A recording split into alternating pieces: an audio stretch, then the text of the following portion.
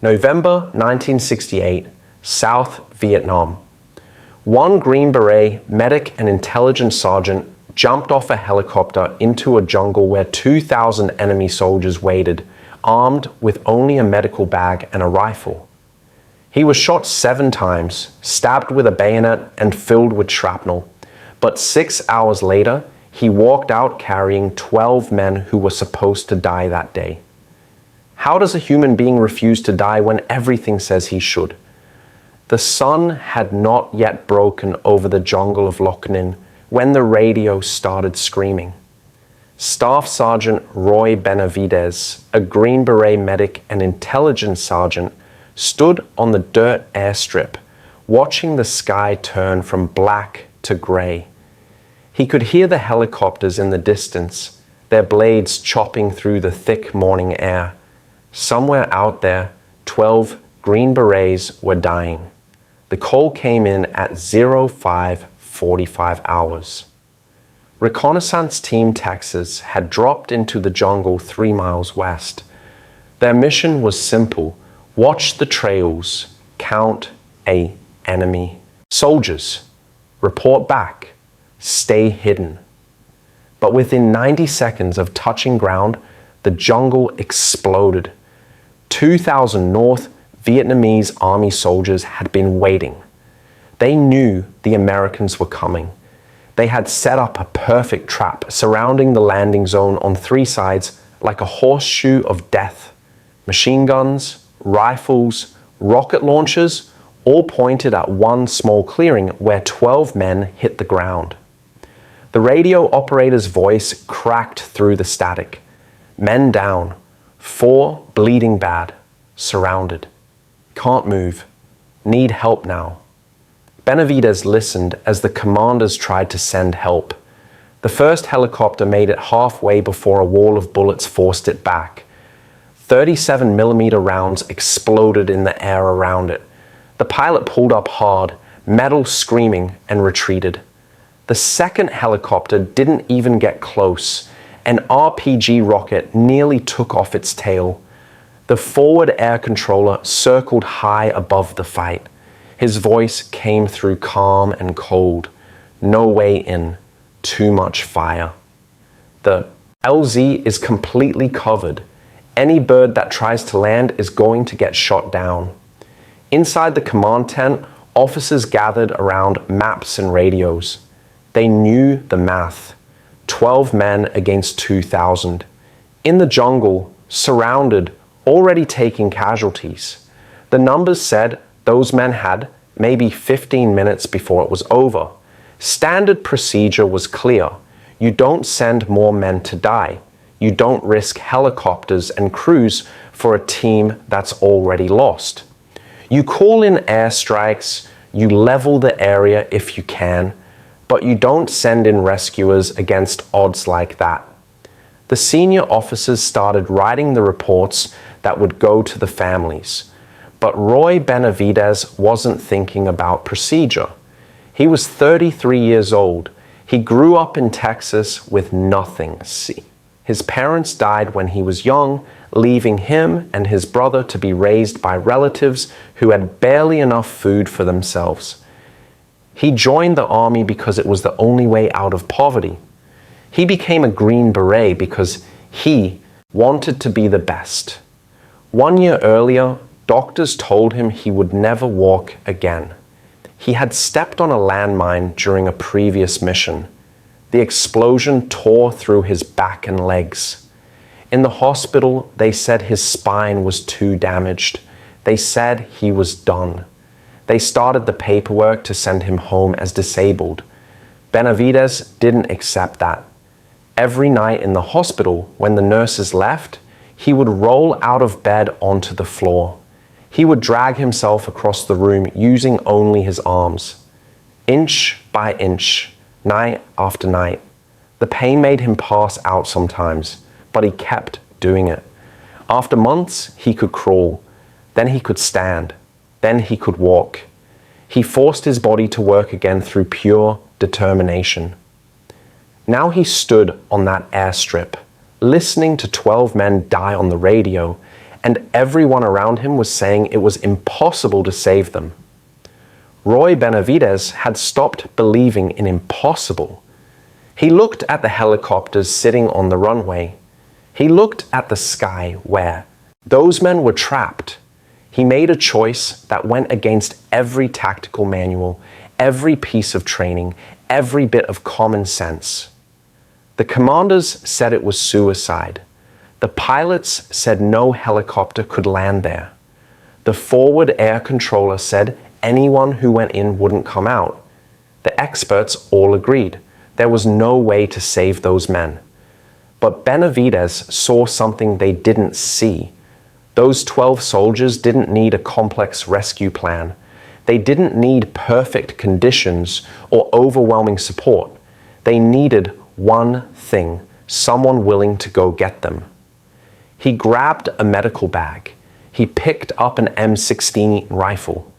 He didn't even take extra ammunition magazines because there wasn't time. He ran to the nearest helicopter that was preparing for another attempt. The crew chief looked at him like he was crazy. "Sir, we can't land there. We'll get shot down." Benavidez climbed in anyway. "Get me close," he said. "I'll jump." The pilot tried to argue, but something in Benavidez's eyes stopped him. The engine roared to life. The blade spun faster. The helicopter lifted off the ground and turned toward the sound of gunfire 3 miles away. Inside the helicopter, Benavidez checked his rifle. He organized the medical supplies. He knew exactly what he was flying into. 2,000 enemy soldiers. A jungle so thick you couldn't see 10 feet. Friends bleeding to death on the ground. Fire coming from every direction. Every person with experience said this was how you die. You don't beat odds like that. You don't survive when you're outnumbered 200 to 1. The math doesn't work. The tactics don't work. It's just throwing away another life. But as the helicopter raced over the jungle canopy, Roy Benavidez wasn't thinking about the math. He was thinking about 12 men who joined the army for the same reasons he did. Men who trusted that if they got in trouble, someone would come. Men who were dying right now while everyone debated what was possible. The helicopter dropped lower. The pilot tried the standard approach, coming in high to avoid ground fire. Immediately, anti-aircraft guns opened up. Explosions filled the air. The pilot had to pull back or die. Benavidez leaned forward. He pointed at the treetops. "Go low, fast, use the hills to hide. Get me within jumping distance and I'll do the rest." The pilot looked at him for 3 long seconds. Then he pushed the stick forward and dove. The jungle rushed up at them. They flew so low that leaves slapped against the helicopter's skids. They were moving at 120 miles per hour, 10 feet above the trees, weaving between hills to stay out of sight. The gunfire got louder. They could see smoke rising from where the team was trapped. Tracers cut through the air like deadly lightning. The whole jungle seemed to be shooting at one small spot. 75 feet from the landing zone, the pilot shouted. "This is as close as I can get. We can't land." Roy Benavidez stood in the open door. The ground was 15 feet below, covered in enemy soldiers. Bullets were already hitting the helicopter. In 10 more seconds, they would all be dead. He jumped. Roy Benavidez hit the ground, running. His boots struck the jungle floor and he didn't slow down. The helicopter was already pulling away behind him, its blades screaming as it climbed back to safety. He was alone now, 15 feet from where his friends were dying. The enemy saw him immediately. Rifles cracked from the trees. Bullets kicked up dirt at his feet, snapping past his head with sounds like angry wasps. He had been on the ground for exactly 10 seconds when the first round hit him. The shrapnel tore into his right leg, hot metal punching through muscle. His leg buckled, but his body kept moving forward. The pain was sharp and bright, but pain didn't matter. He had 90 more feet to cover, and men were bleeding to death. He ran through fire that should have killed him. The jungle around him exploded with impacts, bark flying off, trees, leaves shredded in the air. Enemy soldiers were shooting from 3 directions, creating crossing lanes of bullets that no one should be able to survive. Benavidez kept his head down and sprinted. He reached the team's defensive position after 30 more seconds. What he found was worse than he imagined. The team leader lay dead, his body sprawled next to a tree. The radio operator was dying, blood pooling beneath him, his hands still clutching the handset. 8 men were still alive, but half of them couldn't fight anymore. They had formed a tiny circle, maybe 30 feet across, with bodies and fallen logs for cover. Empty shell casings covered the ground. The smell of blood and gunpowder hung thick in the wet air. No one was in charge. The defensive line was falling apart. Men were shooting at shadows, wasting ammunition they didn't have. The wounded were crying for help that wasn't coming. Benavidez didn't announce himself. He didn't ask permission. He simply took command. First, he crawled to each wounded man. He pulled out morphine from his medical bag and injected it into arms and legs. The morphine would stop the screaming, would let them think clearly enough to maybe survive. His hands worked fast, tying tourniquets, packing wounds with bandages, whispering words he didn't even remember later. While he worked, he kept his rifle next to him.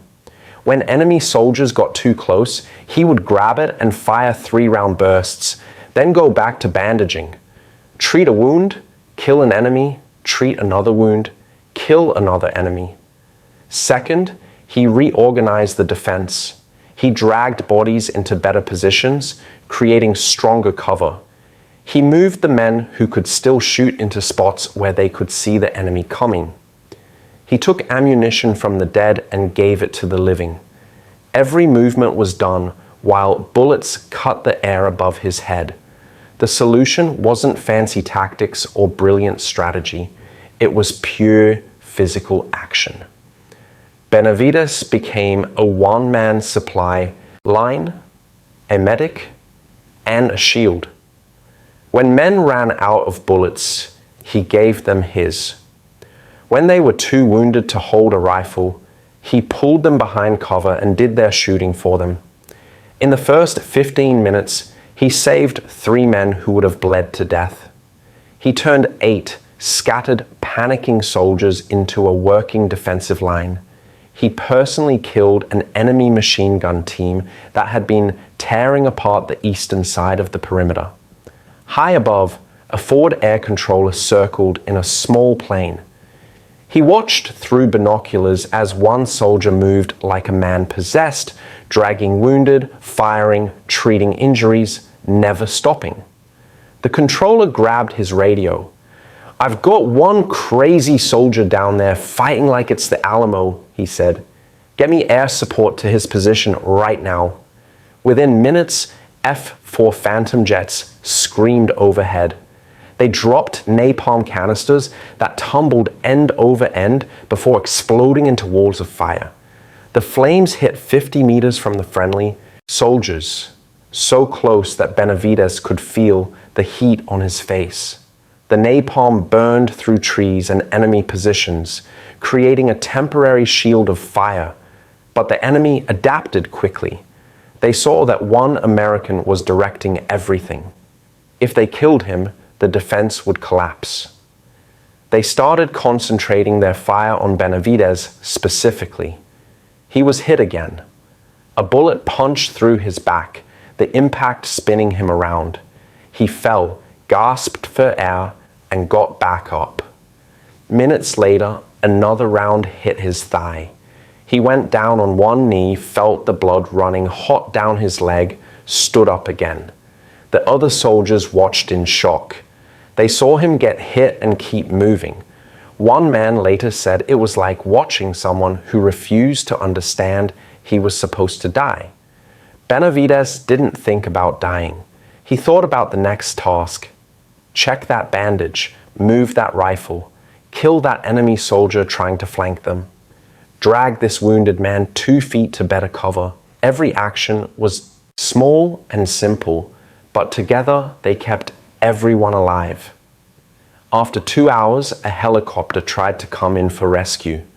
Benavidez guided it down using hand signals, standing fully upright in the middle of the fight to wave the pilots in. The helicopter got within 20 feet of the ground when a rocket hit the cockpit. The pilot died instantly. The aircraft spun sideways and crashed 30 feet away. Benavidez ran to the wreck.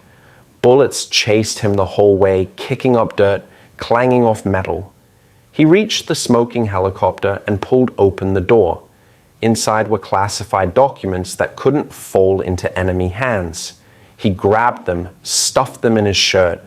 Then he dragged the crew out one by one, pulling dead and wounded men away from the wreckage. He was hauling the last crew member when an enemy soldier appeared 5 feet away, screaming, lunging forward with a bayonet attached to his rifle. The blade stabbed straight into Benavidez's stomach, punching through skin and muscle. Benavidez felt the cold metal inside him. He looked down at the bayonet, then up at the enemy soldier's face. His hand moved to his belt, pulled out his own knife, and he drove it into the soldier's chest. The man fell. Benavidez pulled the bayonet out of his own stomach and kept moving. Blood ran down his body now from multiple wounds. He had been shot through the back, through both legs, grazed across the ribs. Shrapnel was buried in his arms and face. The bayonet wound in his stomach leaked with every step. His jaw was broken from a bullet fragment that had bounced off his rifle and hit his face. But the men were still alive. That was all that mattered. Before Roy Benavidez jumped from that helicopter, 12 men were trapped with almost no chance of survival. 4 were bleeding so badly they had minutes left to live. The tactical assessment said 0% chance of rescue. Every expert agreed these men were lost.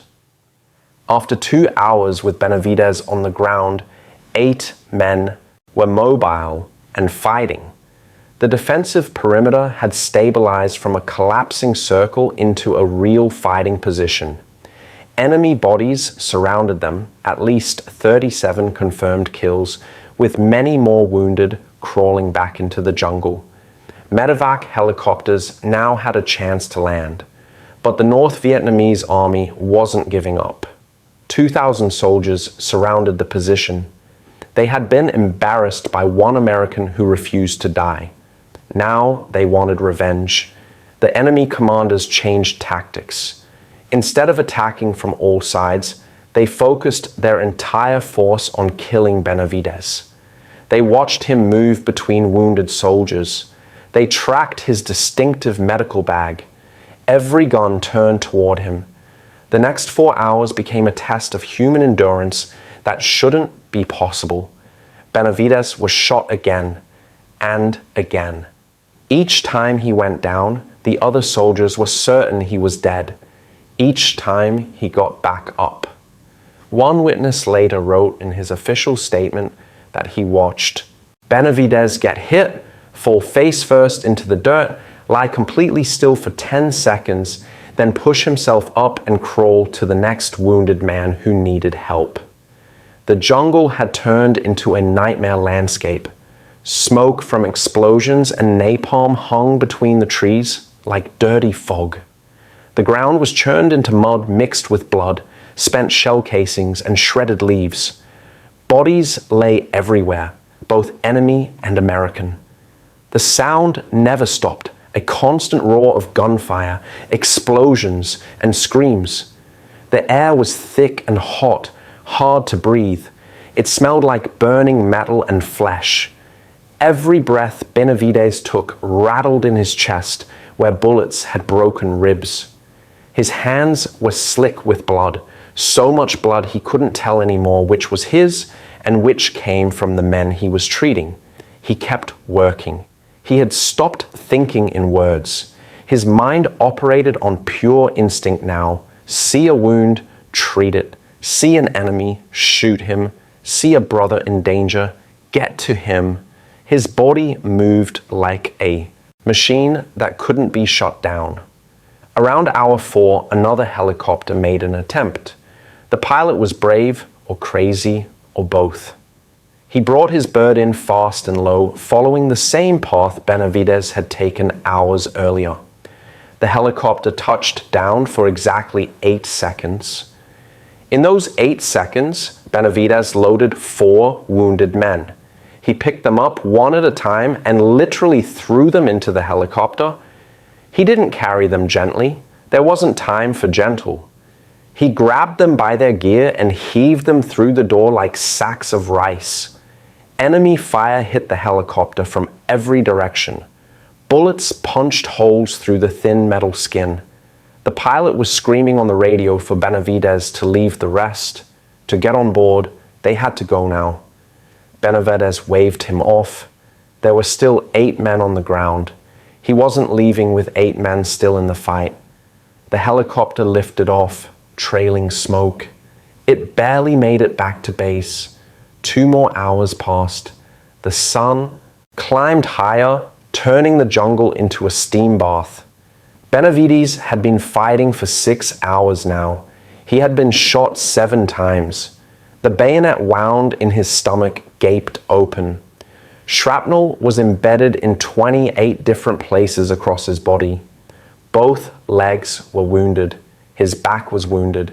His face was smashed from the bullet that broke his jaw. He could barely stand. When he tried to walk, his legs wobbled like a newborn deer. He had lost so much blood that his vision was getting dark around the edges. But 8 men were still alive on that jungle floor, and Roy Benavidez had made a promise to himself when he jumped off that first helicopter. Everyone goes home. The final helicopter came in at hour 6. The pilot made 3 passes, looking for an opening, finding none. The enemy fire was too heavy, but he saw Benavidez down there, saw him waving, and he made a decision. He put the helicopter into a dive that should have torn it apart, dropped into the landing zone like a falling rock, and held it steady 3 feet off the ground. Benavidez began loading the wounded. He made 8 trips from the defensive perimeter to the helicopter. Each trip was about 30 feet, but it might as well have been 30 miles. His legs barely worked. He was dragging men who weighed as much as he did. Enemy soldiers were shooting at him from less than 50 yards away. Trip 1. He carried a man with both legs wounded, got him to the helicopter, went back. Trip 2.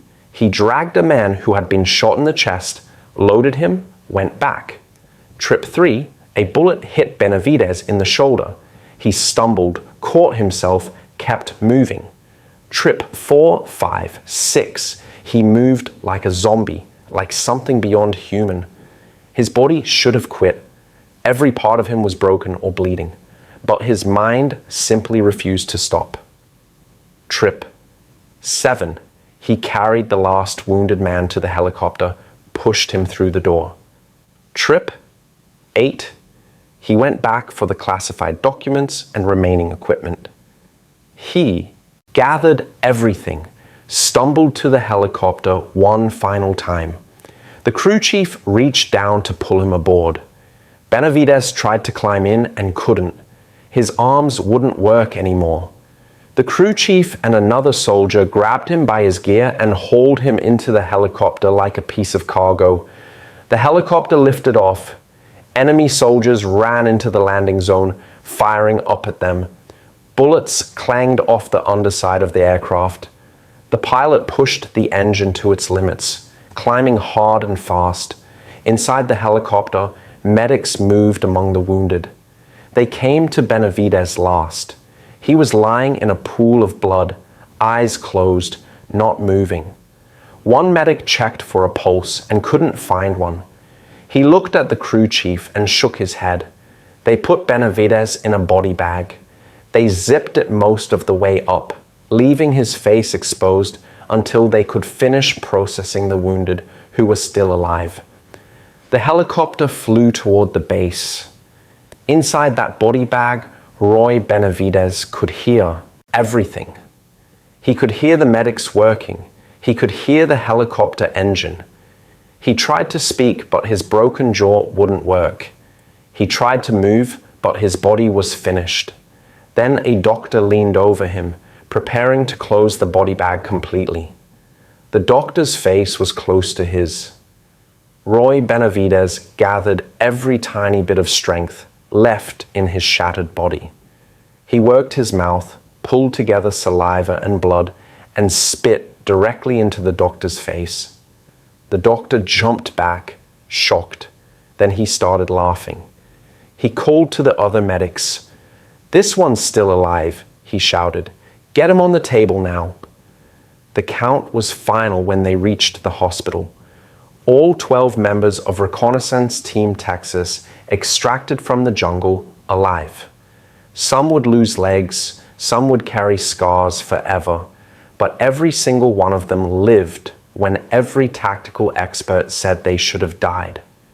The enemy casualties from that 6-hour fight were estimated at more than 350 soldiers, killed or wounded. One American medic, armed with a rifle and a medical bag, had held off 2,000 enemy troops long enough to save 12 lives. Roy Benavidez was the last man loaded into that helicopter, and he was still breathing when they put him in a body bag. Roy Benavidez spent the next year learning to be human again. The doctors at the hospital counted 37 separate bullet wounds and shrapnel injuries on his body. They performed 7 major surgeries, removing metal fragments from his arms, legs, back, and face. The bayonet wound in his stomach required 3 operations to repair. The army rated him 100% disabled. They said his fighting days were over. They were right about that, but they were wrong about Roy Benavidez being finished. He spent months in a hospital bed, unable to walk again. Just like after the landmine a year earlier, doctors said his body was too damaged. Just like before, Benavidez refused to accept that answer. When the nurses left at night, he practiced moving. Inch by inch, he forced his broken body to remember how to work. After a year, he could walk. After 2 years, he could run. He stayed in the army, serving in training and administrative roles. But something bothered him more than his injuries. Nobody knew what happened in that jungle. The mission had been classified. The reports were filed away in secret folders. The men he saved were scattered to different units across the world. Roy Benavidez had fought the fight of his life, had proven that one person could change impossible odds, and the official paperwork said almost nothing. A Medal of Honor recommendation was written and submitted. Then it disappeared into the massive army bureaucracy. The forms got lost. The witnesses were gone. Years passed. Benavidez didn't complain. He went to work every day. He trained young soldiers. He told them about determination and courage, but he didn't tell them about his own fight because nobody asked. 13 years passed. Then, one by one, the men he saved that day started tracking each other down. They had scattered across America, some still in the army, some working regular jobs, all carrying memories of the day one man refused to let them die. They began sharing their stories with each other. They started asking questions about why the man who saved their lives had never been properly recognized. One of those men, a soldier named Fred Barbie, made it his mission to fix that wrong. He spent months finding witnesses, collecting sworn statements, tracking down the official reports. He wrote letters to congressmen. He called the Pentagon. He refused to give up. The witnesses came forward with their testimonies. The forward air controller who had watched from above wrote a detailed account of what he saw. The helicopter pilots who flew that day provided their logs. The men who had been on the ground described how Benavides moved through fire that should have killed him. In 1981, President Ronald Reagan stood in the Pentagon with a blue ribbon in his hands. Roy Benavides, now 46 years old, stood before him. The ceremony was simple and quiet. President Reagan read the citation describing the events of November 1968. He described the 6 hours of fighting, the 7 bullet wounds, the bayonet, the 37 pieces of shrapnel. He talked about 12 men who came home because one man decided impossible wasn't real. Then he placed the Medal of Honor, America's highest military decoration, around Roy Benavides' neck. If the story of Roy Benavides had ended there, it would have been enough. A warrior recognized, a hero honored. But that wasn't the end at all. Roy Benavides spent the next 30 years doing something he considered more important than any battle. He traveled to schools, community centers, youth groups, and veterans organizations. He told his story thousands of times to hundreds of thousands of people. He didn't talk about tactics or military strategy. He talked about determination. He talked about refusing to give up on people who need help. He talked about how one person, any person, can make a difference when they simply decide to act. He spoke to kids growing up in poverty, telling them he had been poor too, that he had been told he wasn't good enough, that he had proven those voices wrong through sheer will. He spoke to wounded veterans, showing them his scars, telling them that broken bodies can heal if the spirit refuses to break. His message was always the same. I don't like the word impossible. I don't like the word can't. You don't have to be a Green Beret to refuse to give up on people who need you. The approach that saved 12 lives in a Vietnamese jungle became a message that touched millions of lives in America. The same stubborn determination that made Roy Benavides jump off a helicopter into enemy fire made him drive across the country in his old age, speaking to anyone who would listen, telling them they mattered. He received hundreds of awards and honors. Schools were named after him. Statues were built. But he kept living in a simple house, driving an old truck, spending his time talking to kids who reminded him of himself at that age. In 1998, Roy Benavides died at age 63. The cause was complications from diabetes, a disease that had slowly broken down his body the same way war had damaged it years before. He fought the diabetes the same way he fought everything else, refusing to quit until his body simply couldn't continue. Thousands of people attended his funeral. The men he saved in Vietnam were there, now older, some in wheelchairs, all alive because of 6 hours in a jungle 30 years earlier. The young people he had inspired came to pay respects to a man who taught them that circumstances don't define limits. The lesson from Loc Ninh in November 1968 wasn't about military tactics. No army manual recommends one soldier attacking 2,000 enemies. No training program teaches you to keep fighting after being shot 7 times. The lesson was about the moment when everything reasonable says to quit and one person says no. In medicine, scientists who were told their research was impossible discovered cures. In civil rights, activists who were told change couldn't happen created movements. In business, inventors who were told their ideas would never work built companies. In every field, progress came from people who looked at overwhelming odds and chose to act anyway. Roy Benavides didn't defeat 2,000 soldiers that day.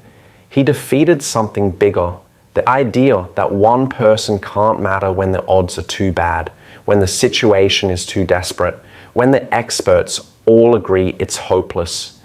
He proved that sometimes the greatest power isn't technology or numbers or resources.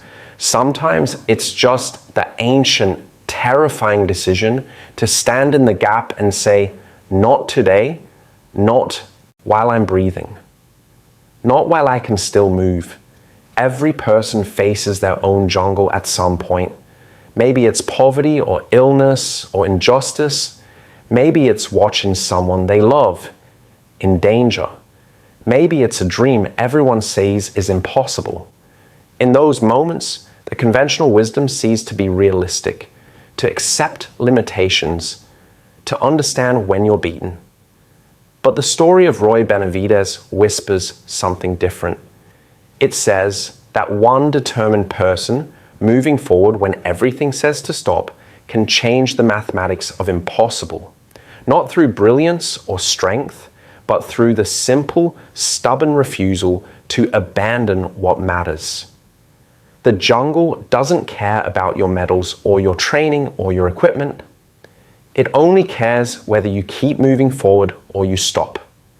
Roy Benavidez kept moving forward until 12 men who were supposed to die went home to their families instead. That's not a military lesson.